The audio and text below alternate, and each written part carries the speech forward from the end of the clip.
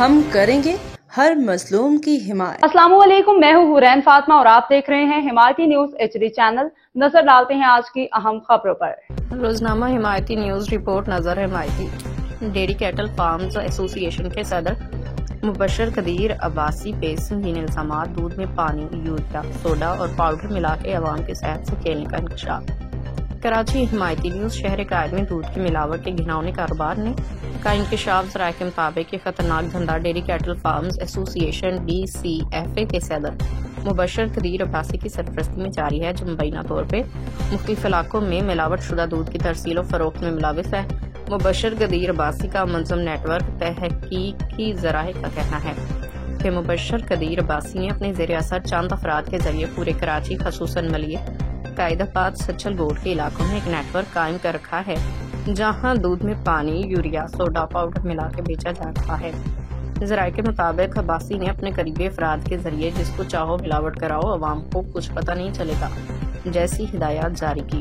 Dairy industry تباہی کے دھانے پہ ڈیری ماہرین کا کہنا ہے کہ کراچی میں دودھ کی کوالٹی خطرناک حد تک متاثر ہو چکی ہے۔ روزانہ ہزاروں لیٹر دودھ میں کیمیکل ملائے جا رہے ہیں، جس سے بچے، بزرگ، مریض مختلف بیماریوں میں مبتلا ہو رہے ہیں۔ ہمیں DCF کے لوگوں نے کہا کہ اگر پانی یا پاؤڈر ملاؤ گے تو کوئی نہیں پوچھے گا۔ مقامی دودھ فروش نے نام ظاہر نہ کرنے کی شرط پہ یہ بتایا، اور فوڈ ڈپارٹمنٹ کی خاموشی سوالیہ نشان۔ فوڈ ڈپارٹمنٹ کراچی اور سندھ فوڈ اتھارٹی SFA کے خاموشی نے عوام میں تشویش پیدا کر دی ہے۔ شہریوں کا کہنا ہے کہ اگر مبشر قدیر عباسی جیسے افراد کے خلاف فوری کارروائی نہ کی گئی تو دودھ پینے کا عمل زہر پینے کا مترادف بن جائے گا۔ قانونی پہلو: دودھ میں ملاوٹ سنگین جرم۔ پاکستان میں خوراک میں ملاوٹ سندھ فوڈ اتھارٹی ایکٹ 2016 کے تحت ناقابل ضمانت جرم ہے۔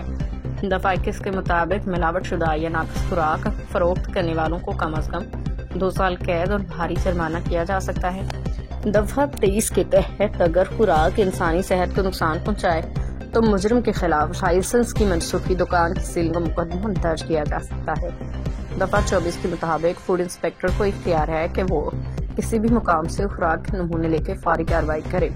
عوامی مطالبہ: شہریوں اور سماجی تنظیموں نے وزیر اعلیٰ Sindh, DG Sindh food authority اور DC میٹ سے مطالبہ کیا ہے کہ مبشر قدیر عباسی کے نیٹ ورک کی تحقیقات کے لیے جوائنٹ انکوائری ٹیم JIT تشکیل دی جائے۔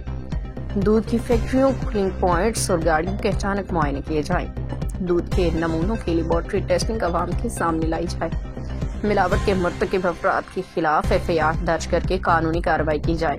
صحت پہ اثرات: ڈاکٹروں کے مطابق یوریا یا سوڈا ملا دودھ پینے سے جگر اور گردے متاثر ہوتے ہیں، بچوں میں کمزوری، ہڈیوں کی کمزوری، الرجی عام ہو جاتی ہے، بزرگوں میں ہائی بلڈ پریشر اور ہاضمے کے امراض بڑھ جاتے ہیں۔ حتمی اپیل: روزنامہ حمایتی نیوز عوام کی جانب سے حکام بالا سے اپیل کرتا ہے کہ مبشر قدیر عباسی اور اس کے ساتھیوں کے خلاف فوری کارروائی عمل میں لائی جائے تاکہ عوام کو خالص دودھ، محفوظ خوراک اور صحت مند زندگی مل سکے۔